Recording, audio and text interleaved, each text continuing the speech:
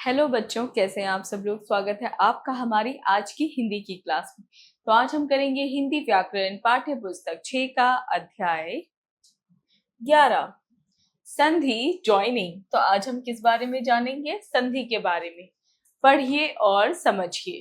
दिए गए चित्रों को देखकर शब्दों पर गौर कीजिए। तो चलिए पढ़ते हैं। विद्या प्लस आलय इक्वल्स टू आ प्लस आ बना विद्यालय। गुरु प्लस उपदेश इक्वल्स टू उ प्लस उ बना हमारा गुरु उपदेश। भोजन प्लस आलय, तो यहाँ पे क्या बना हमारा अ प्लस आ बना भोजनालय।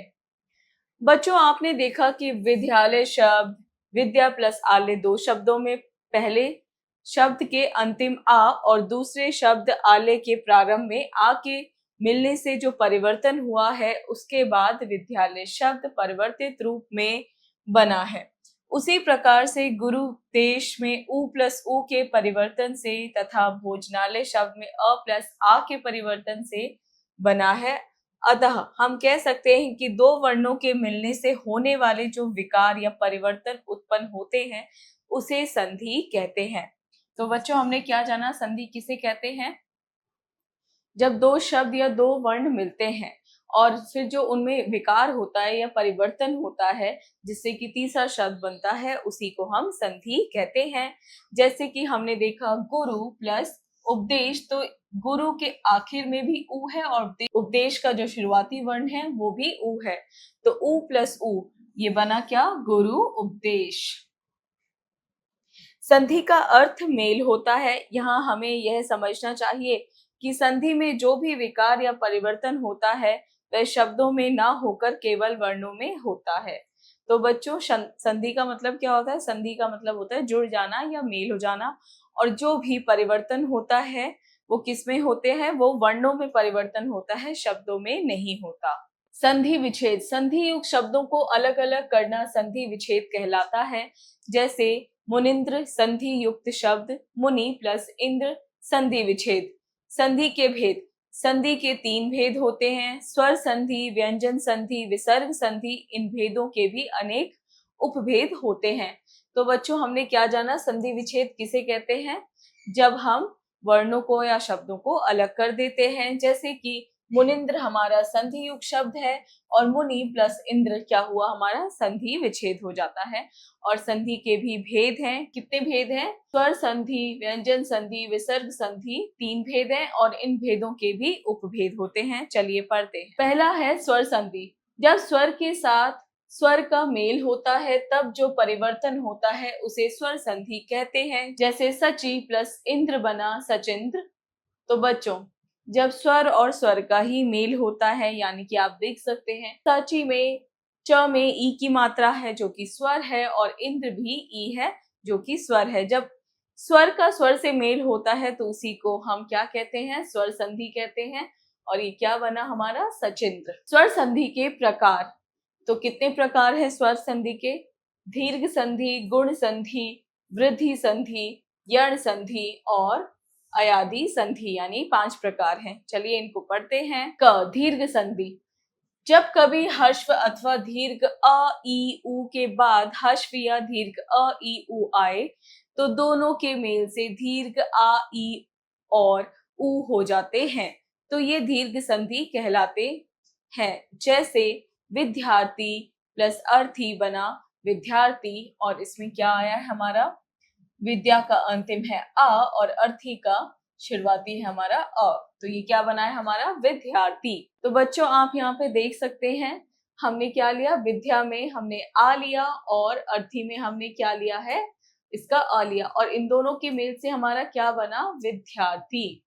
उसी तरह परम प्लस अर्थ परमार्थ अ प्लस अ, मुनि प्लस इंद्र मुनिंद्र, ई प्लस ई, नारी प्लस इंदु नारिंदु, ई प्लस ई। भानु प्लस उदय भानुदय, उ प्लस उ। वधु प्लस उत्सव बना वधुत्सव, उ प्लस उ। पुस्तक प्लस आलय पुस्तकालय, अ प्लस आ। विद्या प्लस आलय बना विद्यालय, आ प्लस आ। गिरि प्लस ईश बना गिरीश, ईश रिपीट ई प्लस ई।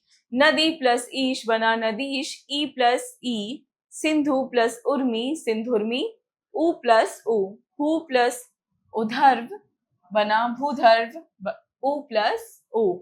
ख गुण संधि, इस संधि में अ या आ का मेल ई या ई से होने पर ए, अ या आ का मेल ऊ या ऊ से होने पर ओ, और अ या आ का मेल री से होने पर अर हो जाता है, तो ये गुण संधि कहलाते हैं। जैसे नर प्लस इंद्र बना नरेंद्र, अ प्लस ई, महा प्लस इंद्र बना महेंद्र, आ प्लस ई, ज्ञान प्लस उपदेश बना ज्ञानोपदेश, अ प्लस उ, जल प्लस उर्मी बना जलोर्मी, अ प्लस उ, देव प्लस ऋषि बना देव ऋषि, अ प्लस री, नर प्लस ईश बना नरेश, अ प्लस ई, महा प्लस ईश बना महेश, आ प्लस ई, महा प्लस उत्सव महोत्सव, आ प्लस उ, महा प्लस उर्मी महोर्मी, आ प्लस उ, महा प्लस ऋषि बना महर्षि, आ प्लस री। तो बच्चों हमने यहाँ पे क्या जाना है, जब आ या आ का मेल ई से होता है या फिर ई से होता है तो ए का साउंड आने लगता है। अ या आ का मेल ऊ या ऊ से होने पर क्या होता है, हम ओ की मात्रा लगा देते हैं, ओ का साउंड देते हैं, और अ या आ का मेल होने पर री से होने पर अर का आता है। ग वृद्धि संधि, जब अ या आ का मेल ए तथा ए से होता है तो दोनों के मेल से ए, और अ या आ का मेल ओ तथा ओ से होने पर दोनों औ में बदल जाते हैं, तो ये वृद्धि संधि कहलाते हैं। जैसे हमने क्या जाना, अ या आ का मेल जब ए या ए से होता है तो ये दोनों किस में बदल जाते हैं, ए में, और अ या आ का मेल जब ओ से तथा या औ से होने पर दोनों किस में बदलते हैं, औ में, और इसी को हम क्या कहते हैं, वृद्धि संधि। चलिए देखते हैं, एक प्लस एक बना एक एक, अ प्लस ए, सदा प्लस ए बना सदैव, आ प्लस ए, वन प्लस औषध बना वनौषध, अ प्लस ओ, परम प्लस औसत बना परमौषध, अ प्लस ओ, मत प्लस ऐक्य बना मतैक्य, ए प्लस ए, महा प्लस ऐश्वर्य महाश्वर्य बना आ प्लस ए, महा प्लस औषध महाौषध, आ प्लस ओ। घ यण संधि, जब कभी ई उ एवं व्री वर्णों का मेल किसी असमान स्वर से होता है तो ई का य, उ का व तथा री का र में परिवर्तन हो जाता है, तो ये यण संधि कहलाते हैं।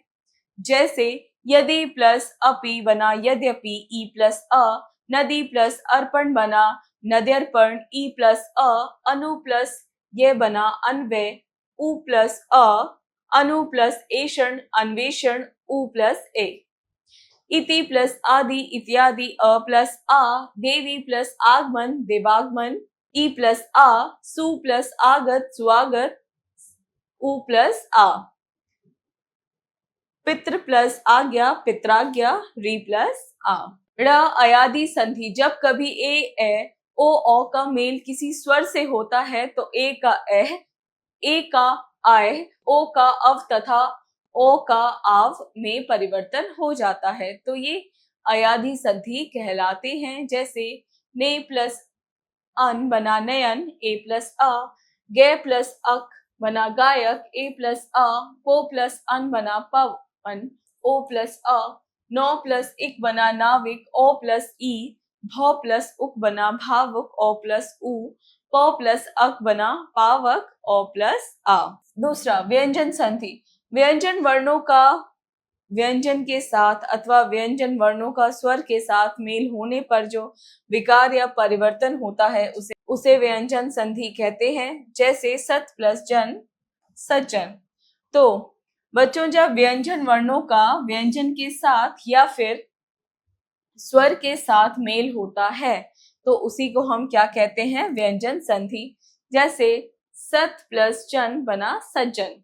क व्यंजन और स्वर वर्णों का मेल होने पर वाग प्लस ईश बना वागिश, क प्लस ई, तत् प्लस आकार बना तदाकार, तत् प्लस आ, दिक प्लस अंत बना दिगंत क प्लस अ।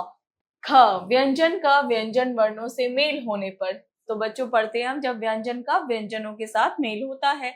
सत प्लस चरित्र सच्चरित्र, त प्लस च उत प्लस नति उन्नति, त प्लस न दिक प्लस गज दिग्गज, क प्लस ग अच प्लस अंत बना अजंत, च प्लस अ उत प्लस सवास उच्छ्वास बना, त प्लस श किम प्लस चित किंचित, म प्लस च सम प्लस योग संयोग, म प्लस य अभि प्लस सेक अभिषेक, भ प्लस स वी प्लस सम विषम, वी प्लस स उत प्लस चारण उच्चारण, त प्लस च उत प्लस लास उल्लास, त प्लस ला वाक प्लस में वार्ड में, क प्लस म सत प्लस भावना सद्भावना, त प्लस भ उत प्लस हार उद्धार, त प्लस ह सम प्लस तोष संतोष, म प्लस त परि प्लस नाम परिणाम, र प्लस न नी प्लस सिद्ध निषिद्ध, नी प्लस सा। तीसरा विसर्ग संधि। जब विसर्ग का किसी स्वर या व्यंजन के साथ मेल होता है और उससे जो परिवर्तन होता है उसे विसर्ग संधि कहते हैं। जैसे, तो बच्चों विसर्ग संधि क्या होती है? जब विसर्ग का किसी स्वर या व्यंजन के साथ मेल होता है, हर जो भी चेंजेस आते हैं शब्दों में वही हमारे क्या होते हैं? विसर्ग संधि होते हैं। नी प्लस आहार निराहार, मन प्लस अनुकूल मनोनुकूल, नी प्लस चल निश्चल, नी प्लस धन निधन, नी प्लस फल निष्फल, नमः प्लस ते नमस्ते, नी प्लस आशा निराशा, मन प्लस कामना मनोकामना या मनस्कामना, नी प्लस छल निश्चल, नी प्लस कलंक निष्कलंक, नी प्लस संतान निस्संतान। आइए पुनरावृत्ति करें। वर्णों के मेल से उत्पन्न विकार को संधि कहते हैं। संधि के तीन भेद होते हैं, क स्वर संधि, ख व्यंजन संधि, ग विसर्ग संधि। स्वर संधि के 5 भेद हैं, क दीर्घ संधि, ख गुण संधि, ग वृद्धि संधि, घ यण संधि, ड़ अयादि संधि। संधि युक्त शब्दों को अलग करना संधि विच्छेद कहलाता है। अभ्यास कार्य, मौखिक कार्य, स्पीकिंग स्किल्स, यानी हमें बोलकर उत्तर देने हैं। दिए गए प्रश्नों के उत्तर बताइए। क अजंत किस संधि का उदाहरण है? अजंत व्यंजन संधि का उदाहरण है। ख निराहार शब्द में कौन सी संधि प्रयुक्त है? निराहार शब्द में विसर्ग संधि प्रयुक्त है। लेखन कार्य, राइटिंग स्किल्स, प्रश्न 1 दिए गए प्रश्नों के उत्तर लिखिए, यानी हमें लिखकर उत्तर देने हैं।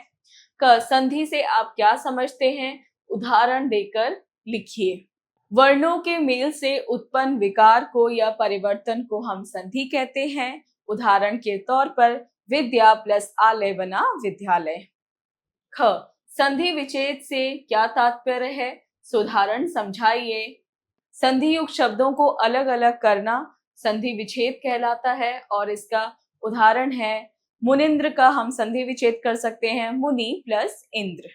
क दीर्घ संधि किसे कहते हैं? उदाहरण सहित स्पष्ट कीजिए।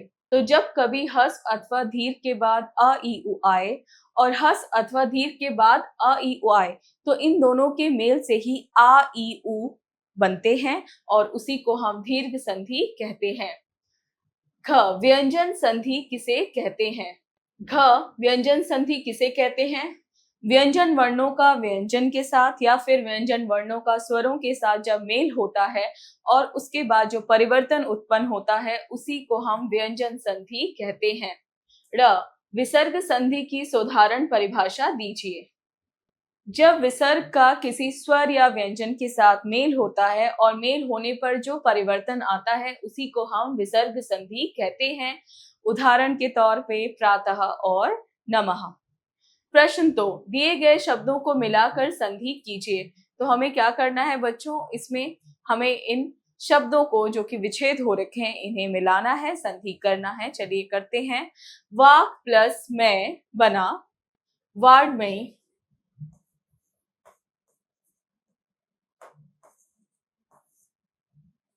दिक प्लस अंत बना दिगंत,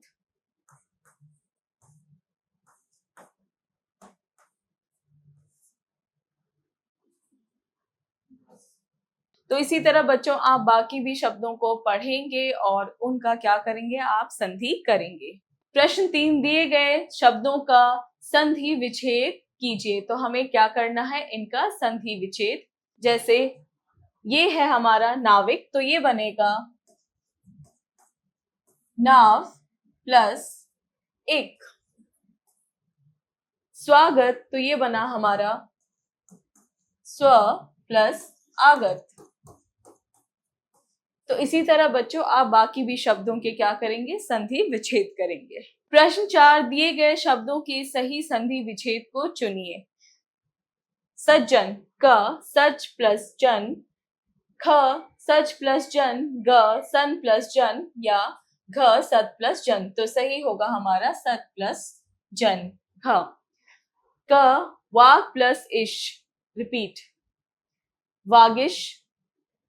क वाग प्लस इश, ख वाग प्लस ईश, ग वाग प्लस ईश, या घ वाग प्लस ईश। तो सही हमारा वाग प्लस ईश। निषेध, तो इसमें हमारा कौन सा ठीक है, क निह प्लस सिद्ध, ख निह प्लस सिद्ध, ग नी प्लस सिद्ध, या घ नी प्लस सिद्ध। तो हमारा सही होगा निह प्लस सिद्ध, क। भानुदय, क भानु प्लस दय, ख भानु प्लस उदय, ग भानु प्लस दय, घ भानु प्लस उदय। तो हमारा सही है क भानु प्लस दय। सोचें विचारें, क्रिटिकल थिंकिंग। प्रश्न 5, कुछ उन प्रमुख शब्दों को सोचकर बताइए जो आपके चरित्र को दर्शाता है, साथ ही उनका विच्छेद भी करें।